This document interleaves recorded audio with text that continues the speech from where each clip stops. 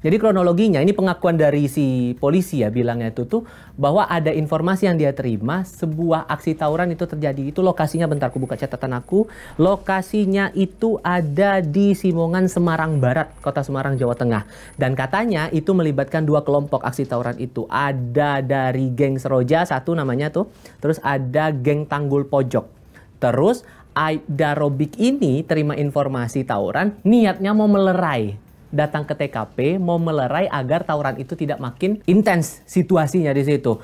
Niat mau melerai sampai akhirnya lepaslah tembakan itu. Niat lepas tembakan adalah untuk apa? Membela diri, katanya begitu. Pelaku lepaskan peluru itu ada 2 kali. Satu kena ke korban GRO ini, terus satu tembakan lagi kena ke temannya yang ada di kelompok itu. Terus korban itu sempat dibawa ke rumah sakit, waktu itu dibawa ke RSUD Karyadi, dan masalahnya nyawa si korban ini, nyawa si G tidak tertolong, dinyatakan meninggal pada hari Minggu tanggal 24 November tahun 2024. Keluarga tahu dong, terima informasi ini, keluarga tahu ada anggota keluarganya, ada anak yang meninggal dalam insiden itu, langsunglah keluarganya lapor ke polisi. Robik langsung diproses hukum dan itu dijerat dengan 2 pasal di KUHP. Pasal tentang pembunuhan, terus pasal tentang penganiayaan. Nah, dalam proses itu, Robik ini dipatsuskan, karena juga ada dalam proses etik juga yang berlangsung saat itu. Nah, dipatsuskan selama 20 hari, polisi juga selama proses hukum ini berjalan juga memeriksa sejumlah pihak.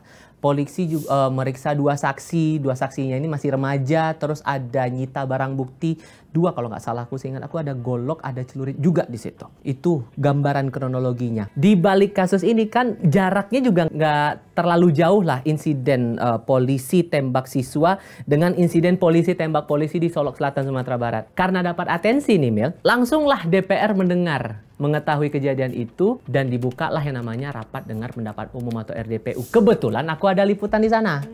Aku liputan di momen RDPU yang waktu itu dipimpin sama Ketua Komisi 3 DPR RI Habibur Rahman. Datangkan 3 orang. Ada Kapolrestabes Semarang waktu itu hadir, terus ada 2 jajaran dari Polda Jawa Tengah. Yang satu itu Kasubdit Jatanras di Ditreskrimum sama Kabid Propam. Jadi bagian pidananya ada yang ngejelasin, bagian etiknya juga ada yang ngejelasin di situ.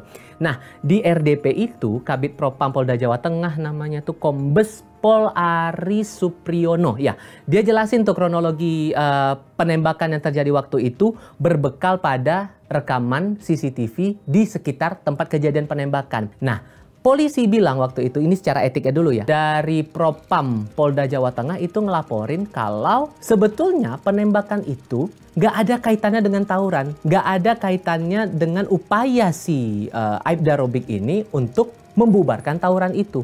Waktu itu kondisinya Aibda Robik lagi pulang kantor dan di jalan ketemulah sama kelompok-kelompok motor. Ada beberapa motor dan di situ ada si korban. Kebetulan berpapasan di situ. Terus dia nungguin tuh ada motor yang memepetnya buat putar balik, barulah terjadi penembakan itu. Jadi konteksnya tuh bukan karena emang lagi mau ngebubarin tawuran di sana, tapi emang lagi berpapasan aja motor itu dan dianya tidak suka kalau ada yang mepetin motor dia saat dia pulang kantor di momen kejadian itu. Penembakan yang nggak terkait dengan tawuran, terus itu dikuatkan lagi pernyataannya nggak cuma dari barang bukti CCTV yang ada di TKP itu, tapi juga ada keterangan dari pelajar yang selamat. Para pelajar ini bilang mereka cuma ngumpul-ngumpul biasa, terus dalam perjalanan pulang, dia ketemulah si polisi ini, si Aibda Robik ini di tengah jalan.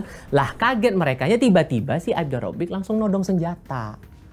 Keluarlah tembakan itu sampai kenalah si korban G ini sampai meninggal dunia.